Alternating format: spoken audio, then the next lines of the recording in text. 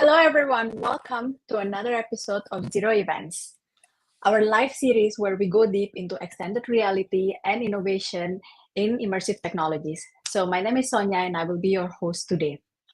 It's been a little while since we had our last Zero Event session, but we are thrilled to be bringing it back with our topic, fresh lineup conversation. If you are watching from LinkedIn and YouTube, drop a hello in the chat and let us know what do you do and why our topic today is interesting for you. And feel free to send your questions. And if we have some times, like we will try to answer it in the middle of our conversation. So today's session is going to be all about location-based virtual reality. If you ever put on a headset in a VR arcades, museums, and immersive exhibition, you already can imagine like how magical it is. We had prepared some good questions about how to design location-based, what is actually a location-based, and how you as an SME can actually implement them in case that you are interested for your organization. And to help all of those questions, we invited our guest today, Frédéric Sanz, the CEO of Universe. Universe has been So, doing some, sorry, Universe has been doing some really nice things in location based. And hi, Fredericks. I'm going to, how's your week going? And tell us a little bit about Universe before we go starting poking into like our curiosity. hello everyone. Universe is it's a Barcelona-based company. Started in like 3 years ago. And so, as Sonia said, we specialized in LBVR. Well, in fact, in extended realities, but on top of that, on LBVR. So our goal from the beginning was to make VR like something shareable and something enjoyable by anyone from all ages. And our goal was like to democratize LBVR. So now we have like a team of 50 people. We have produced like 30 LBVR experiences. And with operations in more than 35 cities in 40 countries in 4 continents. So we're making it like pretty big right now. And It now is we are gaining momentum, right? yeah. BVR is clearly gaining momentum. That's funny because when we started, it was just in the middle of the metaverse hype, and it was like investors were saying to us, "Why would I put money in a company that will create VR experiences for a physical place when I can connect to any experience around the world?" And I was always asking the same thing: Do you have a VR headset? No. Okay, No. no more question. No more question. So it's been like, so we all agree that the metaverse will come and blah, blah, blah, but maybe it was like a bit early. And so we went like a bit like the salmons in the river and in the counter direction. So we felt that they were trying to sell us like Netflix before inventing television and internet. So what was doing people back then? They were going to the cinema, and what we did has been VR for physical spaces now. And yes, it's working. It's working pretty well because Yeah, people really love it. I It's mean, it's one of those experiences that touches like different age of people. Like I tend to see like people from the older generation or even the most youngest one, they tend to get a bit more hesitant to go into like a new technology like this. But with LBVR, it's like they go into it and they really enjoy it. They really came out of it saying like, I like that. yeah, because the medium, it's not the purpose. It's like it just like the medium VR, it's not the purpose. It's just the medium to provide amazing experiences to people. And why LBVR is gaining momentum? Because people really like it. I used to spend a lot of time in our operations, and I love to watch people when they take their headset off, and it's like they're like Like, wow. their face. Yeah, it's like you can see like emotions like ranging from awe to joy to surprise to for people it's something like incredible. And on top of that, the most amazing thing with LDVR, it's like for 15, 13, or 45 minutes, that is the general length of the experiences, people forgot their smartphone. Oh, So that's they are true. like I mean, that. They are 100% focused on what they're living, you know, and that's why also that it's so they're present. impactful. Yeah, they're fully present, you know, and it's funny because they can share what they are living. So now we're sharing all day our experiences, but in this case, you have to tell it. Yes, And that's true. that's a good thing. People has to learn back how to explain things they are living. And they come back home and they say to their friends, you have to experience this thing. It's just like amazing. I have no words to say I how cannot it is. explain it to you. You have to Yeah, experience it yourself. you have to. So your marketing costs are lower because people is word of mouth is just great. You know, Yes, they yes, are that's true. making advertising for you, and that's a very cool thing about LDVR. You know, because It's it's the perfect match. You know, like people more and more, and we know yes, we're in an experience economy. You know, people want to experience new thing, and this thing is very different, very different. You know, and it's also like a relatively cheap technology.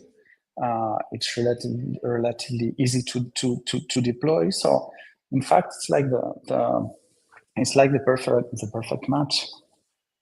do you think like one of the things, this wow thing that you're talking about, right? Like, do you think it's something to do with like this idea about like they can share it a little bit with other people? Like, for example, when you experience this location-based VR, you're going into like maybe two, three people, even like in a group, for example, and they go Mhm. in, they could experience a little things like together, which is well, which is like without the headset, it's not there, but inside, like they experience it together, like because we are going into something more and more social, right? Like, do you see like there's an essence of that a little bit in terms of Yeah, like sure. in a comparison It's to home VR? sure. It's the reason why universe exists. You know, because we wanted this thing to be social. So yes, the day will come in which we will connect from our houses and we will meet people and blah blah blah. And but we all also love to spend time with people. You know, there are still cinemas around. So yes, there are less than 20 years ago, but people still love to Go to the see cinema. the big movie on the big screen and to enjoy this moment with a bunch of friends. You know, and that's why this concept of shareable experience it's so important. You know, so making LBVR experience social, it's not social by itself. You know, you can find out there experiences in which yes, you have an avatar, but this avatar has just a name, um, and you can't your avatar does not have hands, so you can't even wave to your friends. No? Your friends Uh, inside it. yeah. So making the experience social to us, the key there, it's like it's interaction. Without, Yes, of course. yeah. So it sounds like something obvious, but what makes you exist into this virtual space is the fact that you can interact with it. Okay. So to do so, you need to have your hands, and like only waving. It's To another other example. people, right? Yeah, Yeah, yeah. it's another example of what happened in those venues, and that's why I love to spend time there. It's like just on the onboarding, people spend like 30 seconds waving, making funny To each things other. with their fingers using the hand tracking system of the headset, and that's cool. They're interacting, so it's a social experience, and then after they can interact together. They can interact with the content, and then they can maybe like have like complex interactions, like for example collaborating to achieve certain goals or triggering certain effects with the experience. So This thing that you're saying about like the this experience economy, right? Like this is for me like it's super interesting, especially like in terms of like social interactions. Because why I say this, I think it's because like right now, for me like we are all like in a niche market of XR, we are all designing for 3 users type. So the first user type is like VR gaming. The second user type is like the enterprise VR, where streaming, digital twins, education, and where normally like user interaction and user experience, like as a product designer in XR, like my work like falls like mostly into that. But there's a third one which is like art house VR. This is where location based like falls into, which is normally like for me like which is where I feel like there is an experimental of a creativity in terms of UX, because I tend to feel location-based VR and like this like art house VR, where you guys kind of like push the boundaries, like to see what else can we do in terms of like UX, because you're not following the UX norm. You guys are making your own and testing what people are okay and are not okay. Now, in the case of that, right, like when you're talking about like interactions to make things more social, based on your experience, what kind of like interaction that people really like, and like I could say a could have or must have for like a location-based VR? I could not tell you like one specific thing, No, like give me like some of them even.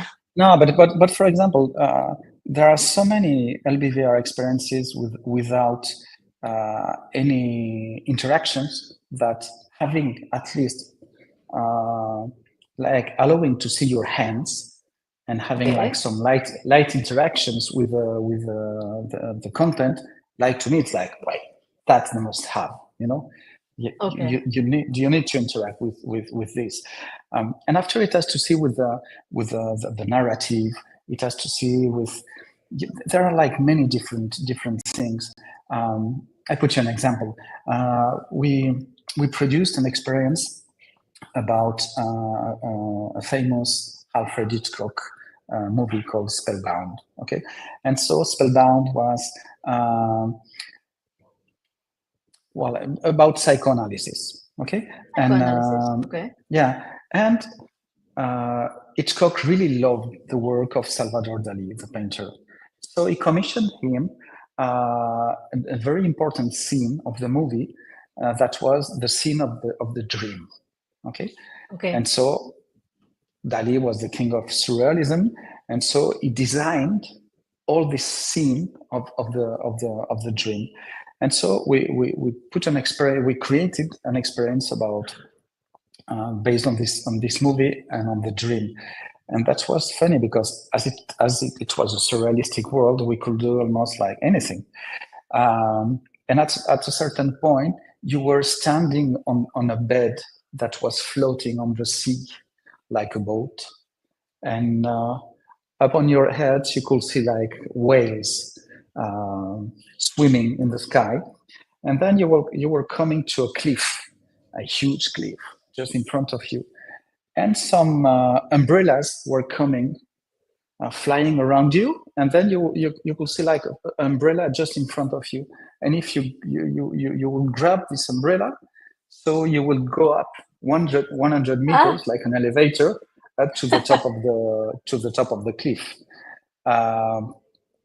So that's a very simple interaction. You see something, you grab it, but in this case, it was like absolutely linked with the narrative and the world of the experience. So you can do very different thing. My partner's background and mine, it's about digital advertising and also like digital installation. So we've been working for huge companies like Nike, Audi, blah blah blah, creating experiences like interactive screens and blah blah. So we did that for many years. So you have that background of like what yeah, user would like and things like that. well, not exactly what the user would like, but we have this experience in triggering But the touch curiosity. point. Yeah, triggering the curiosity of people, of the audience, and then like teaching them like maybe some details at the beginning. Like you have some particles moving around an apple on a table, and then if you touch this apple, so this apple will roll on the table and will fall down on the floor. And so people say, wow, things are interactive. So they start to touch everything, and so they can touch the button of an elevator and it will work, and they will think, oh wow, it's like in real life. It's So, like real life, yeah. Yeah. So I remember like if I'm not really mistaken, yeah, like I remember like one time like I tried like one of the experience you guys co-produce, if I'm not mistaken. It was like that the Great Library of Tomorrow. yeah. So I went to try that, but one of the scene that I really remember in terms of like the user experience was when we enter like a scene with like a lot of like bookshelf, and then you can touch the book, and then we could open them. And if I'm not mistaken, you guys kind of put like a haptic into it, like while I was like moving like opening the paper and opening the book. It was so simple, but it makes me feel like, oh, it's so real, you know? Yeah, but what do you expect? It's like it's a library. There are a lot of shelves. There are books. So what you do in a library, you grab a Take a book, book. you take a book, and that's it. So we made it like as simple as possible. And since the first time that people take a book Grab the and the book, book yeah. opens and they can look the pages, and so it's like, Flip the page, yeah. wow. And so the book displays itself like a kind of holographic element. Yes, So it's a kind of yes. magic. So they will start looking at all the books on all the shelves and looking, for and that's the fun of it. So I did that. yeah. So it's not about like which are the interactions that work. It's about thinking of putting interactions in your content, in triggering people curiosity. It's a learning curve also. So at the beginning you make it like pretty easy. You put particles floating around something, and people maybe they will. So you will trigger their curiosity, and from For this them to very same start moment, touching on things. yeah, and so from this very same moment, they will understand that this world, like the real world, it's full of interactions somehow. So you take a book and you open the book, and you can make it more and more complex. Also, you can trigger amazing interactions, collective interactions between several users, for example, and together they generate like a flow of energy that turns into light, and by waving their hands they will do something. So for example, an experience we did about a painter called Joaquin Sorolla. So you are in his studio, and you have like floating elements of his studio like gravitating around you, and when people was touching an object, so this object will have his physics, and so it will change his gravitational position, and so people was touching all the objects only for the pleasure of interacting and interacting, yeah. Yeah, and then Yeah. at certain moments, some you will discover that with your finger your finger were drawing lines that will fade into space. Yeah, I remember and, that. Like, and it was very simple, but it was at the same time like beautiful. So there is a Japanese concept, if I remember well, that it's kansei, and it means that something that has sense and sensitivity. okay. So to me, it's like even a small interaction can be a thing of beauty, and a thing of beauty will captivate you. So even small interactions can Yes, I agree with this. can provoke pleasure in the people, and then you can have like basic interactions. I see a door, I open the door. I see a glass, and I smash it on the floor. Yeah, I think I agree with this is because like one of those experiences that I try, like we have to go through like a corridor, but then there was a light that was kind of guiding us, but it was so subtle. It was just like a particles light, like kind of guiding you like where to go, but it felt like a bit more magical, and I could touch them, I could play with them, and like Mm. so hand interactions, like based on you guys' experience, like is the things that people really enjoy the most in this Yeah, experience. but sometimes, Sonia, it's not only about hand interactions. Like interactions can be a bit more passive also. So, for example, in the Dali experience, you Okay. you you were on the deck of a boat sailing over the sea, and in the middle of the deck, you will have a big egg, 2 meters high. Okay. Eggs were very important for Dali, and if you put your head into the egg, you will hear Dali's voice explaining something. Oh, So it's not nice. it's not about touching. It's like interacting with different part of your head. Senses. It's Yeah, like it's yeah. yeah. In another experience, there was an open window, and if you were passing your head through the window, so the landscape you were seeing from outside, will change suddenly. So it was like a kind of game. So you're right. We're not doing like training for a company building heavy machinery. So we have more freedom, and our goal is more to impact people and make them feel nice. So we do not have to respect certain English Boundaries. Yeah, rules. of Yeah, course. but that's why we make some investigations also, and we go a bit further, because we have more freedom, and we want to take more risks also, and we can. Now coming to that, right? Like this, you were talking about like we had like a conversation about like making the barrier like lower for like companies. And this Wednesday actually, like after we speak last week, this Wednesday, I actually signed up to try like that multi-user experience in Universe Studio. So I'll be there. Thank But you. I'm looking forward to try the experience. So I have heard some rumors that you guys are building like some product that could be usable for like public institution, for like SME that want to integrate like immersive experience like in the location based VR, but they do not have the same exact technical expertise that Universe has. Like, could you touch that product a little bit? Yeah, sure. So we started this universe project with an idea in mind that was like democratizing LBVR, and we thought that we won't uh, achieve this goal by focusing on creating cool content. We thought that this sector, this emerging sector, needs solutions, because creating an LBVR experience, it's not this easy. It's Of pretty course, tricky, it's a lot of and work.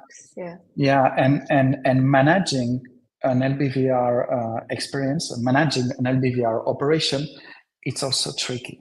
So we come to a conclusion in which, if no one provides the right tool, this sector will last many years to become something, because you need to have a solid ground, to develop a business. And that's why we started by creating our solution. So there are like two parts.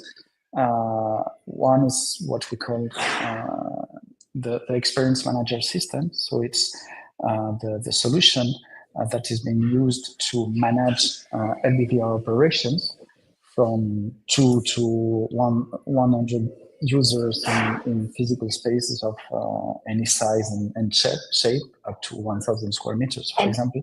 Up to 1,000 square meters, okay. Yeah. And with no technical person required on the site. Our goal was like to make it like super easy. So okay. I think that this thing we did it pretty well. There are others, maybe not, but we were willing to make it easy for the operators. Like not hiring a technician to manage the thing on site. So providing a super reliable solution that could be managed by the staff. The staff that will attend the visitors, so students. Okay. So what do they need for this? They only need to know how to turn on a computer, the server, to turn on the headsets, and then it works for 10 hours in a row. So we have we had like operations with more than 2,000 visitors per day. So in terms of LBVR, okay. It's like huge, And I'm not talking about a 100 headset at the time, So I think that we succeeded at creating a very reliable tool, very easy to use, and in fact we have reached we are more than 3 million sessions that have been run on this system all around the world. So it has been like battle tested. So you can use this solution to manage, for example, a corporate showroom for 10 persons, okay. Or to manage a branded experience for Nike, for example, for 100 or 200 persons at the time, or to manage an experience in a museum. No matter the content, it's super easy. For example, like okay. I'm an SME, and now I have a client. I want to deploy a project to my clients, and so we have a space. Let's say we have a space in a certain. We have a space that could allocate up to like 100 people. So this product that you guys are having, like, I assume, like, you have a name for this product already. It's called. This part. Yeah, those products. This branch of the company is called XROM. XROM for free. Okay. XROM. Yeah, XROM. And so you have the two main products. So on one hand you have the Experience Manager system, and on the other hand you have the SDK, that is the creation. Okay. The creation tool to produce LBVR experiences. Okay, so then I guess we take like we talk to Universe like about XROM, and then like we have two of this, the SDK and then the Experience Manager.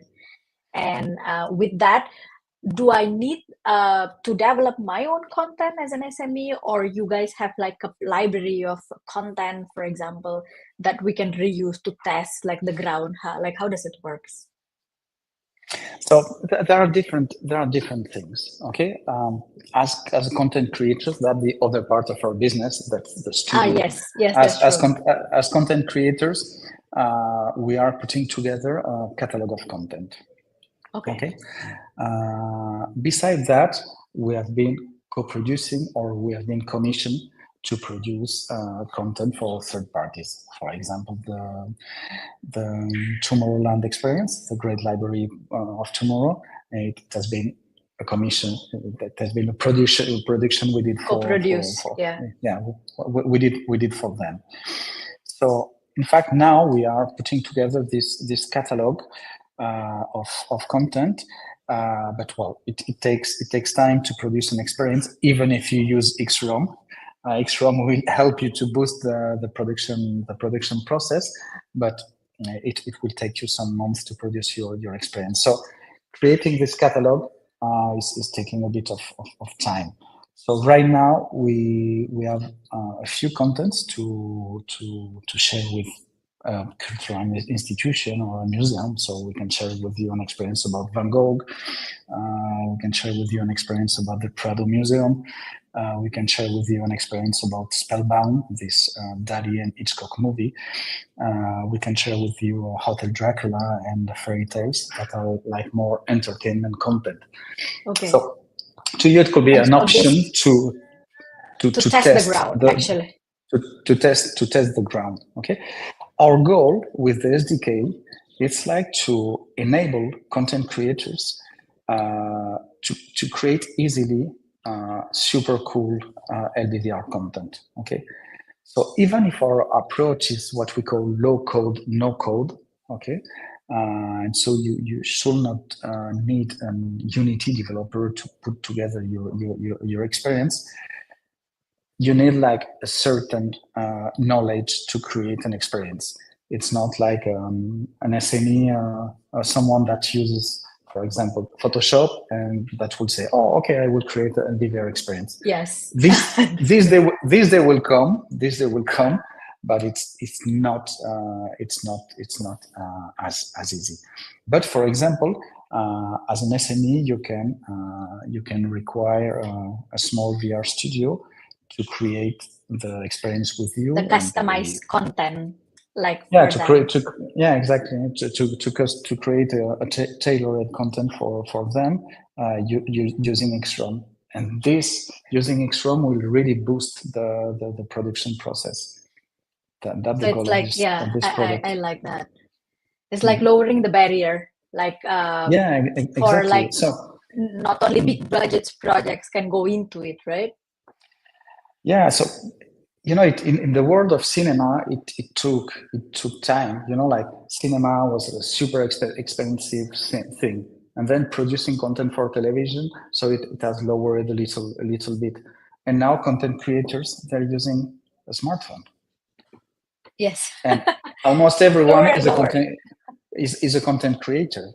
Okay, so there's a lot of crowd out there, but there are like also amazing content creators doing like great things. So it will take time to LBVR to reach this level, but with XROM we are making it a lot more easy, a lot more. I'm super curious, like to try the experience like on Wednesday, because I think you guys will be showing about XROM, right? Yeah, sure. We'll explain a bit more in depth how it works and how we use it to create experiences and to manage experiences that the other part. And for example, we're bringing like new features that are also very interesting. Before we were talking about that this social aspect of the experience. Yes. And for example, we have just released a new feature of XROM. That is, it allows the creation of an avatar, photorealistic avatar, just by taking a selfie from your mobile. So, it's a next step. So it's a solution, it's a personalized solution to the users. Yeah, because right now you have like everyone has the same avatar. The same avatars, yes. But with this solution, if you go to a venue with your family, so your kid will have his face, and your wife will have his face, and your friends will have their face, and they will see your face. And in fact, your avatar is blinking, and when you're speaking, it opens the mouth. So wow, that's a big improvement. And we noticed that in the experience, and when we implement the avatar, people is more likely to interact with other users since they see they are a person and not an avatar. You know what I mean? Yes, it's true. Okay. I think that was like I forget where did I try that experience. It was like it was an experience like for Palau Moja here Hmm. in Barcelona. Yeah. Like we were like in Taraco, and like it was that because I could see other people, even though it was crowded that day, like the space wasn't like huge or something, but even though it's crowded, because I could see other people, I want to see the things that they are seeing at that moment. It felt so natural. Like I just touch them a bit like this. Like I touch them in their outer that touch them in Mhm. real, and then they move a Yeah, little bit. yeah. And it felt like so natural. And I didn't feel like okay, I need to like to wait or anything. No, I just like how I would do it in a crowd. Hmm. Yeah, that's funny. So it looks it's a very little change, but it changes a lot of things. Like having your avatar. And what is more important, we tend to forget that this whole LBVR thing, how much is new. We are at the very, very, very beginning of it. Yeah.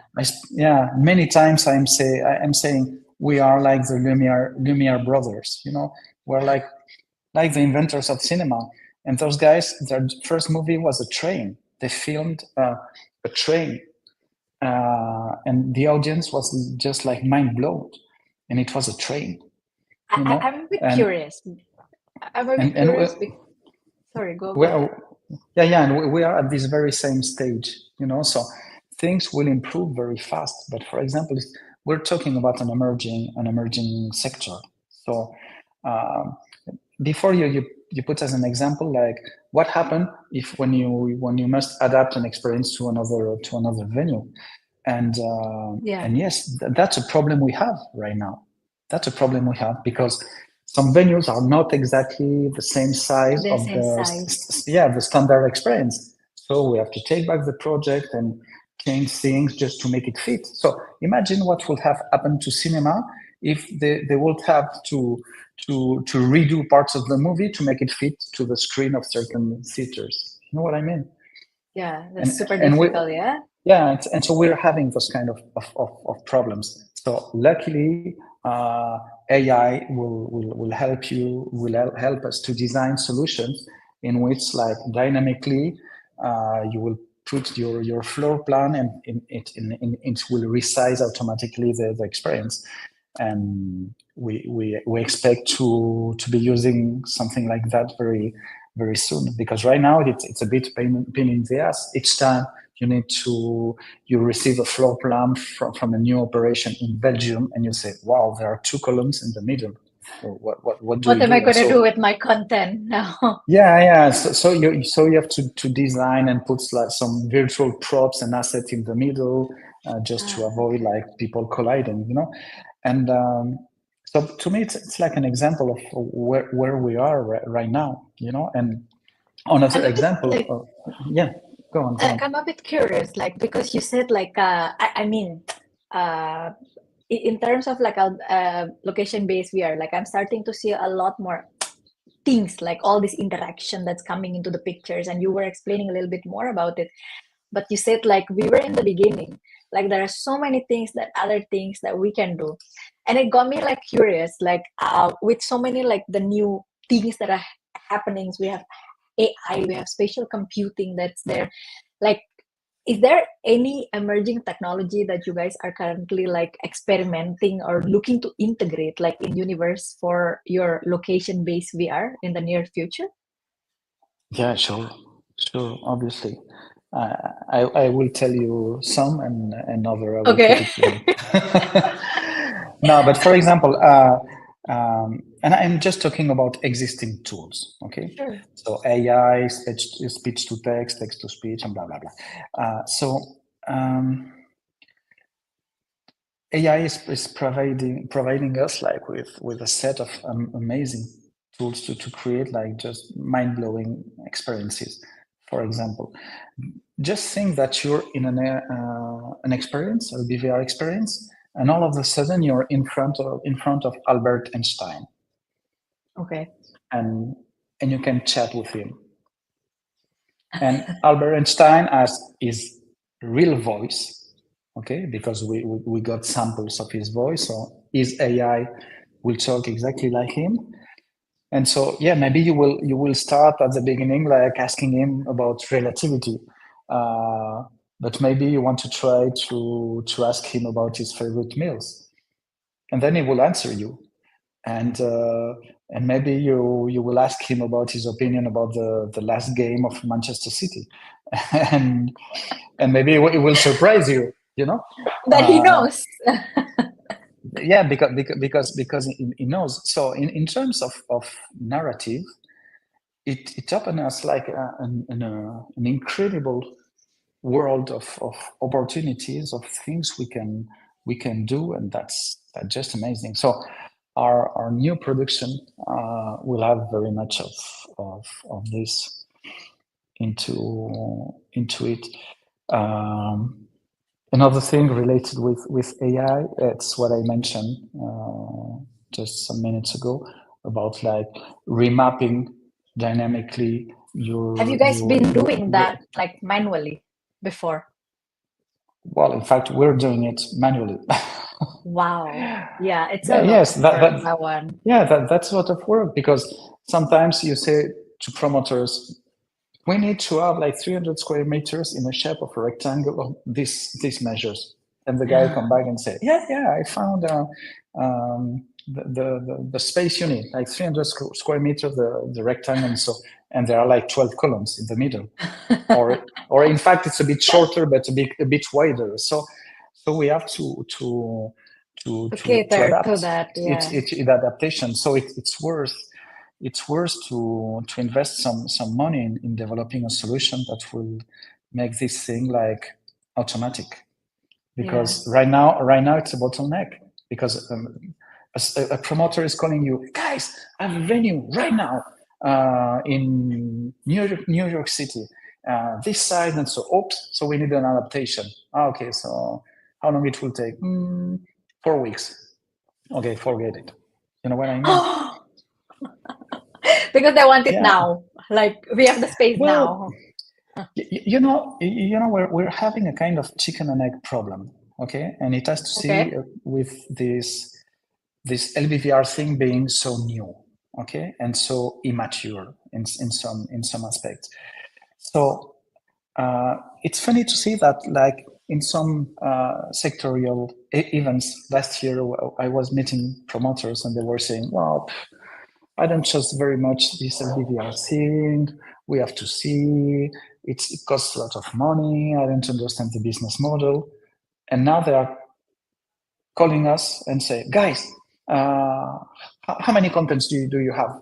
I want to open a permanent venue, you know? Oh, wow. And yeah, so on one hand, promoters were not opening venues or operating venues because they had concerns about the business model and the lack of a relevant content catalog. Yeah. And at the same time, the content creators are struggling to finance their production because there are not network of venues around, you know? So it's like, it's more like a one-off things than something sustainable that they can build like an ecosystem out of it. Yeah. So you see that there's a huge potential for an ecosystem, but we're kind of chicken and egg. And luckily, some players on the side of operations, on the side of production, on the side of distribution, are pushing hard to make it happen, and it will happen soon. But you know, it's normal because some of those promoters, they made money for years in the business of touring exhibitions, so they know the business, you know, and they know that more or less with an IP, an exhibition with this IP, for example, Harry Potter, in a city like Paris, with a venue like that, you will make this money. But when it comes to LBVR, they're like, whoo. And at the same time, they're like, there's a lot of attraction because they have experienced this thing, they have observed the reaction of the audience, and I think they no, they really understand the potential of this thing, you know. So we are in a moment in which all things are like putting together little by little, but that's an emerging sector. So that's normal These somehow. things this thing that you said like about this chicken and egg, I think this is a problem for like most of the things, right? Like I think in VR, like in XR, in this case, like it's like that too. Uh, like we had this problem all the times. All the companies that I work with, like as a project, as a company, as a product, like we had that problem. We want more features, but we need the user to validate them. When we have more users and then we have more features, it's always like a chicken and egg problem. But the Mhm. more that they get like more validation, then everything just kind of like fall in like together. Mhm. Like, oh yeah, okay, we can do this and we can do that. Yeah, but at this point, I think that we did our part of the business because it was like about demonstrating that an LBVR operation can work smoothly, that you can hit like 2,000 visitors per day, that you can make Yeah. money with it, that the technology is reliable, that the people, this thing has a huge impact on people. And that's it. So the guys, they are convinced, and they say, okay, so which contents do you have? And no, we have those ones. You don't have a Terminator thing. You don't have an experience about Babylonia. And we said, well, not yet. Oof, oof. Yeah, I know. What so it's and I am always willing to ask, and how many venues do you have? Well, I have one. Okay, so we're more or less in the same situation, but The that's chicken and egg exciting. problem. Yeah. So it's like yeah, it's more I see it like more a moment of opportunities than a moment of problems. I think that little by little No, we're, of we're course, solving of we're course. solving the problems. And what is very good about this LBVR thing, it's like it's super transversal. So in the venues, people that come to experience this content, so for example, this experience about the Tomorrowland Festival, the Great Library of Tomorrow. So when it was operated in Barcelona, so at the very beginning, fans of Tomorrowland were there. Like huge fan of Tomorrowland. How will I miss Oh, an experience really? about from Tomorrowland? And then the last month of the operation, families, grandparents with their Yeah. grandsons, and they were coming because they were told that this thing was just amazing, and it was like a fairy fantasy, and they were coming with their kids or grandsons, and they were like amazed, all. How long And was it again? It was quite a long experience. I forget, but it was a long experience, right? it was like 30 minutes plus a pre-show, plus like a 40 minutes pre-show. When I came that night, it was mostly like older people. Like of course there are some young, but mostly like older. But it was full. Yeah. But it didn't feel like it was 30, 45 minutes or anything. It was like this, like, oh, it's done. Mhm. And like we have been like we made some investigations, some research, and so we figured out that in some experience that we have produced and that have been operated in Spain, uh, between 19 and 25% of the total audience are seniors above 65 years old. Oh, So that's crazy. So you have those senior people embracing a cutting the edge newest technology, technology. Yes. a newest technology, because you know why? Because it's easy. And what I really love about that is those ladies and guys, they have seen lots of things in their life. They seen the switch from black and white TV to color TV, from cassette to MP3, from to Spotify, and they're just like amazed by the Yeah, experiences. they They, really they, like. they get out with a huge smile on their face. I remember a lady, she was like 80 years old. She came with her friends, so a group of ladies. And at the end, one said to the other, I will tell my nephew that I've been in the metaverse. And she was super proud. and that's cool. That's a bit the magic we do.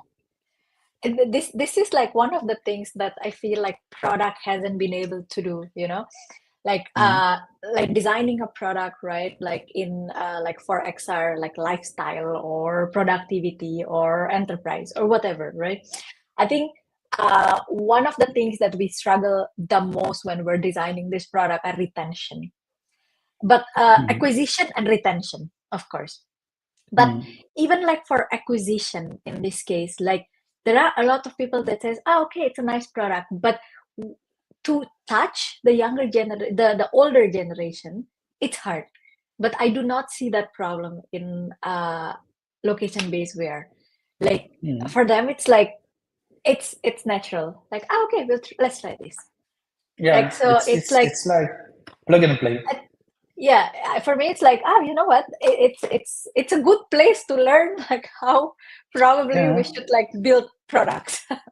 It's technology made easy because it's technology is invisible. So the only thing you keep, it's like the magic, the enjoying the experience, because you can't see the technology.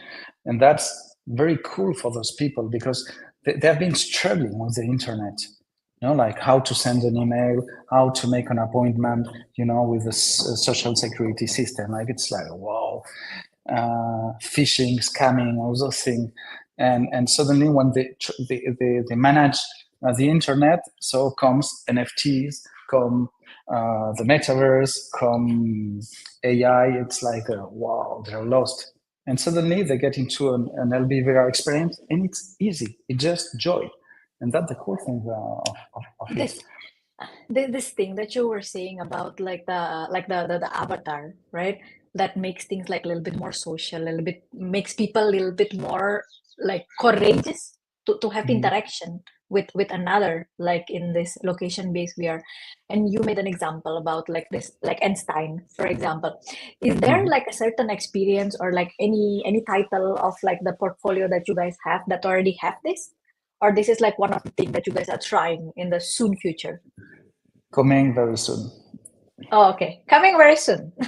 coming very soon. Yeah. Okay. Yeah, I cannot wait to try that. I remember like there was, I don't know if you guys ever seen this, like there was one experience that I tried, like, but it was not like with Avatar. It was with a bird. It was like a mixed reality experience made by Niantic called Owls. Did you try this experience? No. So it's an owl that are made for the redwood forest in US.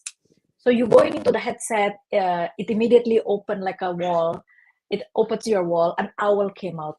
And then from there you can see a simple recreation of a redwood. An owl came out. And then it tells you can interact with the owl. And the owl is like it's an AI owl. But I think they're using like this platforms called Inwalls to make it like super realistic, the AI, and then you can interact with it. So I tried that product and I started to interact with it to ask different things about the forest. If I go to redwood, like what kind of what is this bullet? It's like a mushroom that I can eat over here. Like how many trees is there? How old is all these trees? Like different things. But in the beginning, when I had to interact with this owl, I was a bit confused. Like, do I interact or do I not interact? Do I interact? Like, I have a bit of like that fear. But when it started talking to me and it asked me just one question, and then I start as well, and then it start again, and I start again. But it's like I always feel like now with AI, like people put like this avatars over there, and they said you can ask anything you want, and the minute you can ask anything, we don't not know what to ask. like I don't know where to start even to ask things. My feeling, it's like we have some technologies that are available, that are already available, but when I look, I think that we have many things to do already with what we have. We have a lot of work with narratives. We have a lot of works, and sometimes I feel that we're waiting for new technologies. Like like distant computing and AI powered avatars and blah and blah and blah, just to like integrate them into like to whatever is integrate there. like haptics, for example, or Yes. 4D sensory elements. But my feeling is that we still have a lot to create with what we have now. Only in terms of narrative, wow, there's a lot to There's do a lot. about interaction design, about blah blah blah. So yes, all those technologies will help us, but if you take it into consideration that maybe right now 99% of the world population has never experienced LBVR VR. thing. Yes. Yeah, so we don't need haptics and distant computing to have like high-end visuals and blah blah blah. Because really, right now, take a look in any venue and spend 5 minutes at the exit and watch people's face, and they're like they're landing from another planet. So do we need like to put on them like a jacket, haptic jacket, haptic gloves, vibrating floors and fans on the wall? And so I think I that think at the end it's like how to integrate them like with times, right? with Like time, life. because now the goal it's like to demonstrate that this business can The escalate. potential. That it's like to make this business profitable, to have a network of venues all around the world, and then will come with better narrative driven experiences. And yes, we will use like distant computing, and that's great. We've been working with it, and it's just amazing, like deliver this kind of quality in a untethered headset. It's like it's a quantum jump, but it's so costly in terms of production, in terms of operations and so, that no promoters would like to operate something like this because it's too expensive. So little by Slowly. little. Now we're focusing Yeah. on like the good prototype. I wouldn't even call it a prototype for what you guys are having, but it's like definitely like a way into the market, like to something a little bit more, a lot more. The good thing it's that it's pretty fast. But I was talking about the Lumiere brothers, and yes, from the first movie with the train and the interstellar movie, there was like 124 years. So in our case, it will take like maybe 6 years or 10, But and I think that we will be But it will get always one step beyond, from the audience. And we still have tools to amaze them and to attract them to come again, and we have many predictions to make. It's a good moment. Well, thank you so much. Yeah, it has been like such a nice conversation. I still have a lot of questions, but we are at like our count of like 58 minutes. And Frédéric, I just want to say like thank you so much. Like I'm really You're excited welcome. to like what you and your team like has been working on. Like I'm excited to try like X-Roam like this Wednesday. And thank you so much for like sharing today. I'm wishing universe like the best of luck. Thank you. And so before we wrap up, I would like to give a big thank you for people who make this session happen. Like a huge shout out to Eileen. Thank you so much, Eileen Taslak, our producer behind the scene, making sure everything ran smoothly. And of course, Michael Van Rover from XR for Europe for bringing the Zero event back to life. If you enjoy this kind of conversation around XR, feel free to connect with XR Crowd for more talks like this. This episode will be available on YouTube. So if you want to rewatch, reshare, we would really appreciate it.